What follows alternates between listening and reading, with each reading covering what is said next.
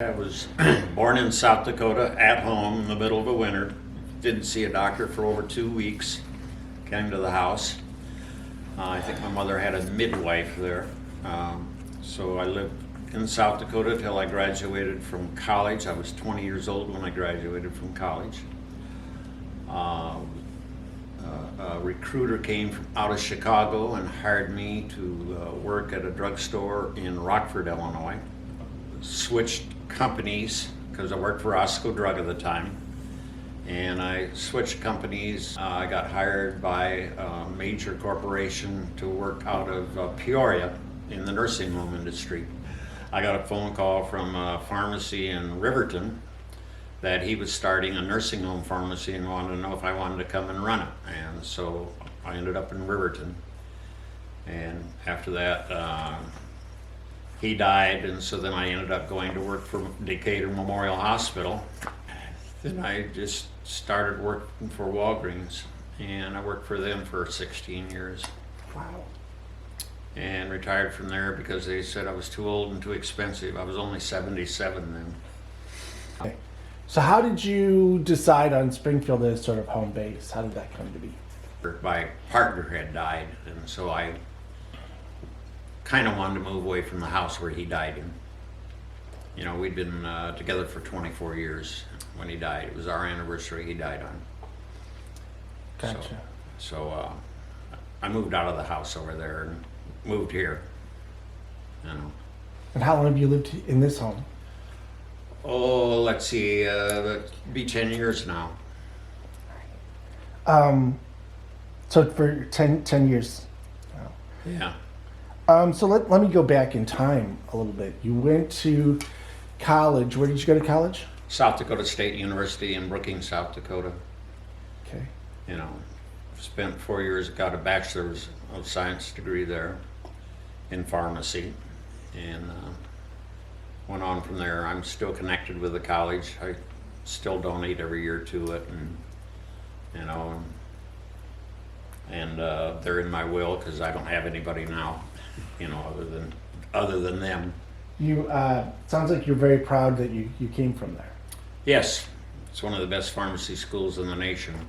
Every year they're rated either number 1 or number 2. When I was young, I wanted to become a doctor, but my folks were poor, and I knew they couldn't afford to put me through because I didn't have any money to go to college. Right. So I decided on pharmacy because that was only 4 years. Right. And you know, the school was 110 miles from the home. So I went to school all week long, and Friday night when I got off, well, I worked at a radio station. So when I got off radio at midnight, I'd drive back to home, and then the weekend I'd help Dad and around the farm, and go back to school every Monday, and be back at school every Monday, given every Sunday night. So you originally got married, right? Yeah, I got married. She already had a child, and so I adopted him. Okay. And then I think it was a few months later we had our first boy, and then a few years later I had a daughter, you know, and I stayed with her, you know, for 19 years, and both boys were in college. My one son was in college for muscle. He was a football player. Okay. He got a full ride scholarship for 5 years. That's nice. And my other son got a scholarship on strictly brains. He, when they did a test on him while he was in college, he was rated as part of the top 0.5% of all students in the nation. Wow. Yeah, he was brilliant. Became a CPA, and Standard Brands hired him to be a CEO of their wine division. And so he had offices in Perth, Australia, New York, and Paris. And he traveled there.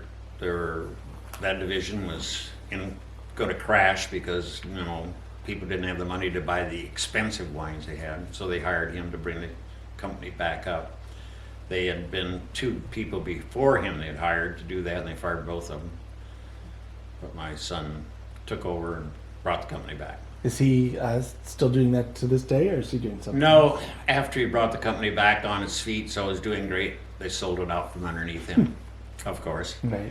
And he had 30 days to train the new guy. I'm not in contact with him right now. I'm not the most popular father in the world.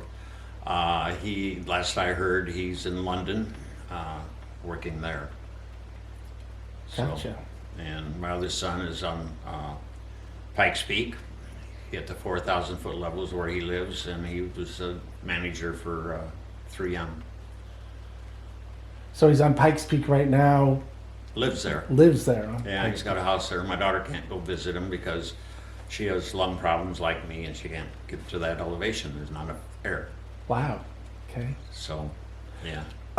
Was that always the way your relationship was with your kids, or No. did that evolve that way? No, after the divorce. That was the deal. Yeah. After the divorce, my wife did her best to villainize me, and they accepted her word. They took her word Yeah. over yours. Got it. So when you divorced, tell me about that. Tell me when you made the decision that, okay, this isn't working, or the decision was made for you, or however it played out. Yeah, it got to the point where, best way to put it. Okay, that was back in the day when you had a telephone on the wall, and I kept getting hang-ups when I answered the phone, so I had built a beauty salon and turned the garage into a beauty salon for her, so I got to put a phone in here with just her number, and that ended the hang-ups. And I decided that was time to leave. Both kids were in college. My daughter, I figured she'd be fine. So that was the time that I left. I walked away from the house we were living in, which at that time was only worth $243,000, but it was paid for. And we had a lake home right on the lake, and I owned both lots and both sides of the house. I gave that to her too. And just walked away. Was it worth it, do you think? Yeah, I became a truck driver for a year because I drove from Chicago to Los Angeles once a week and back.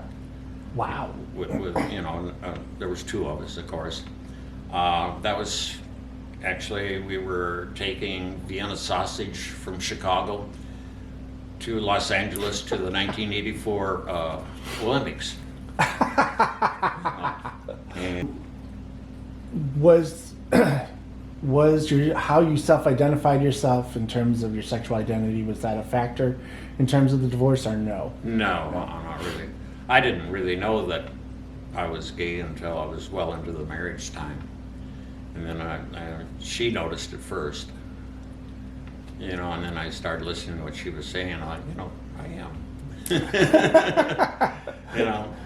I like that side of life better than the married side, I guess, Right. So, but I was fine with it. We got divorced on May 2nd.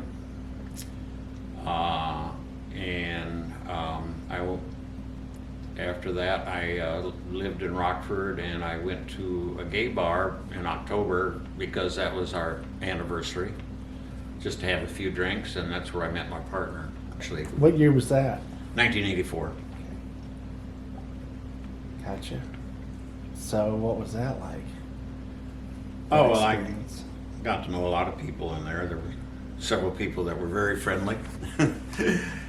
But him and I just, it was like love on the first sight for both of us. Uh-huh.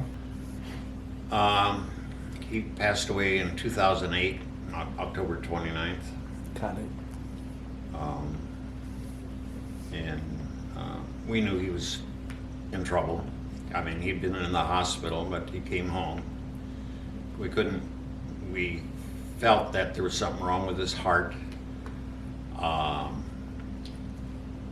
He didn't have any insurance, so the doctor just said heck with it. And then over there they have have hospitalists who don't have patients, they're just there overnight, take care of it, and then he wouldn't check anything, you know, because he wasn't the doctor of record. And so I brought Kevin home. He had balance problems that when he got home. In fact, we had a crystal table that he fell into and totally shattered. Oh my gosh. I was at work. I got a phone call, can you come home? I came home and I could see blood all over. So I went into the living room and he was sitting there smoking a cigarette with a piece of glass sticking out Oh of my his chest. gosh. Wow. And so, yeah. But he'd been in the hospital. He hurt his hand badly, and they did surgery. They did do surgery on that. $20,000 hospital bill. But I worked at that hospital, and he said it was the best he'd ever been taken care of.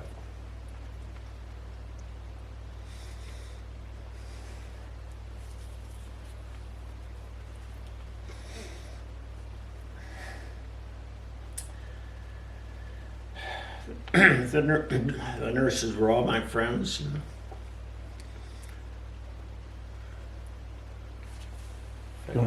Fact is, when I left, they gave me a card Oh wow. when I left the hospital. But yeah, they took care of him, and he said he had asked for an aspirin. It was there, and you don't get that in a hospital. Right. So they cared for him because they care about you. Yep. In the workplace, were they pretty? Did that evolve in terms of their accepting you? Did you self-disclose your identity? Did you even have to bother doing that, or how did that? Didn't have to bother. Kevin called me all the time. And so those who figured it out. Yeah, everywhere I've gone, it's like a store I was working at, got a new employee, and her boyfriend was a Marine, and they started talking bad about gay, and so they pulled her off the side and said, Larry's gay. And she came and apologized. And I never had trouble anywhere. Everybody knew.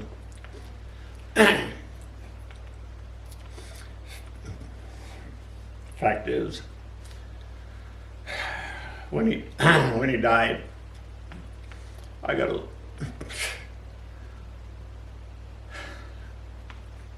a card from the president of the college. And they had a pharmacy, and the president of the college sent me sympathy cards. So it's known, and I never had problems with it. Never anywhere I've been. But it just kind of struck me when I got a card from the president of the college, sympathy card. Yes. Yeah, that kind of acknowledgement. I think even though, it's not something that you expect, but it really means a lot. Yeah. For quite a number of years now, I've given money there's a scholarship in my name from the college, and I give away 2 scholarships every year. And it's interesting to talk to these kids, and I get letters from them, and all they do while they're in college is just so different from when I went to college. I mean, they're into helping out people and going, and some become missionaries and go to countries and help with it. Okay, so we talked a lot about the earlier years. We talked a little bit about the 80s, and anything about your relationship with Kevin that we haven't covered that you thought would be good? No, we're a perfect match. And he had a lot of friends, younger friends, Mm-hmm. and we would go to parties and go to houses and all that. But So, yeah, we really fit well together. Do you think that back then there was a larger gay community around here? You know, a lot of the people we knew was during the AIDS epidemic. And, you know, I think right now, I think I only have like 2 or 3 friends, 4 friends that are still around up there. In fact, as I'm supposed to go visit one, I haven't seen the one for 35 years. Wow. And he just started getting in touch with me. He said, you know, we should get together and talk again, meet again. You know. And then the other one, the one who gave me that plant, his partner died. You know, and that was Kevin's best friend that died. But you know, once again, that's pretty young because they're 20 years younger than me. Yeah, I don't know if it's the same now, but in the good old days, however you define that, it used to be that the bar scene and being gay kind of went together. Yeah. Yeah, there was no organization like there is now. There was no place to go like now. The bar was where you went. Right. You know, and so that was a social center. Right. Do you think that was? I can see pluses and minuses to that, right? You know, that there's at least there's a place, and a safe space, and it's a bar, and that's, you know, pretty much most age groups can go to. Yeah. On the other hand, it also is an opportunity for all kinds of not so great behaviors. Well, you know, like a lot of you meet at the bar and then you drink and pretty soon you've developed a whole bunch of alcoholics. Now I know Kevin started drinking when he was really young. His mother would have vodka locked away. Well, he could go in and grab the vodka and he'd add water to it to bring it back to volume. But he started drinking real young and smoking. I mean, we're talking about preteen. You know, and so much stuff that became associated with the gay community in terms of alcohol and drugs and, you know, other high-risk behaviors. And Yeah. Yeah, it was, you know, you have a lot of people that just went to the bar to pick somebody up or leave with somebody. I remember always there while they had a disc jockey. And he said, he'd always say, you know, at the end, okay, folks, last song, motel, hotel time.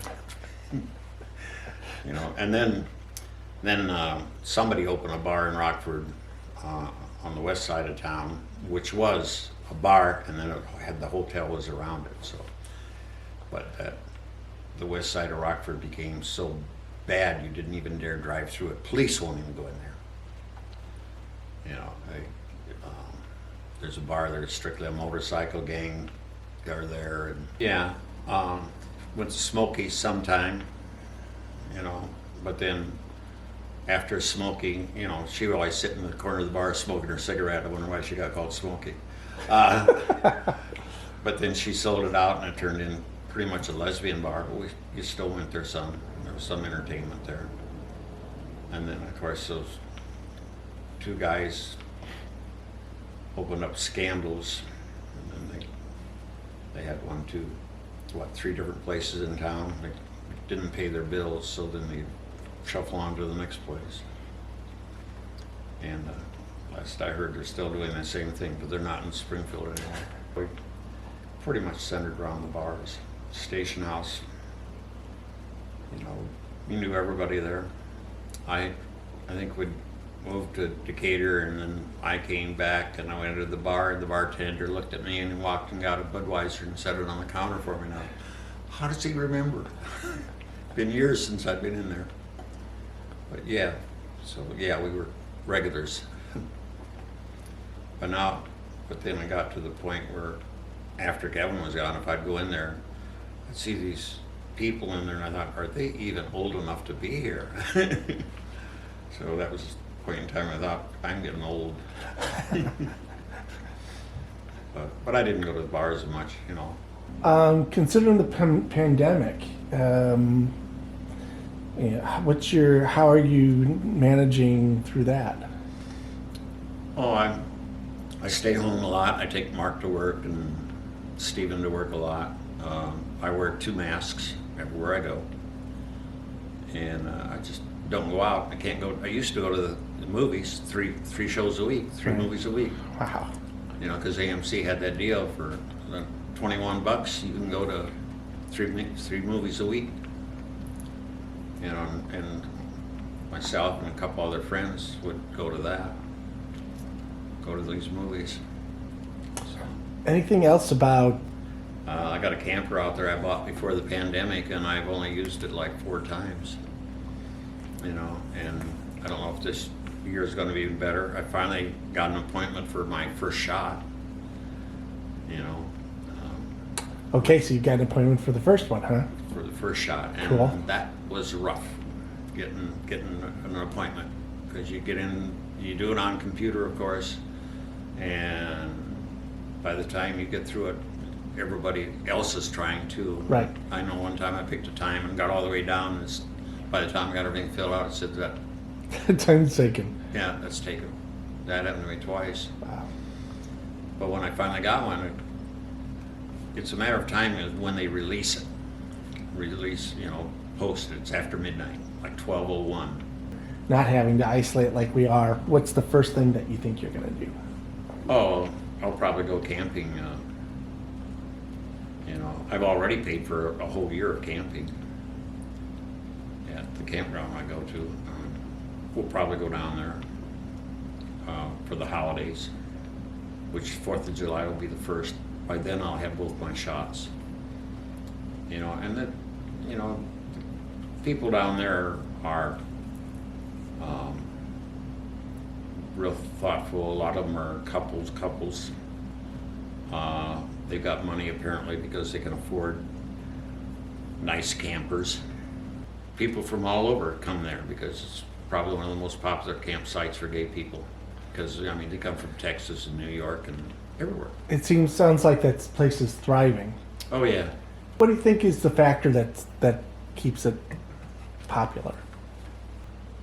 I go there and I'll know 90% of the people that are there because we're all there. Good to You know, know, it's right. like we got permanent spot here that we pay for by the year right behind us. They are there with their 5 dogs, and you know, they're there. So it's like instant community, Yeah. and a lot of subtext or a lot of pretext doesn't have to be there. Everybody knows each other. Everybody understands, you know, what they're You know, what they're know about. what their desires and thoughts Right, are. exactly. Yes, Right. Yes. A lot of shorthand is out of the way. Yeah.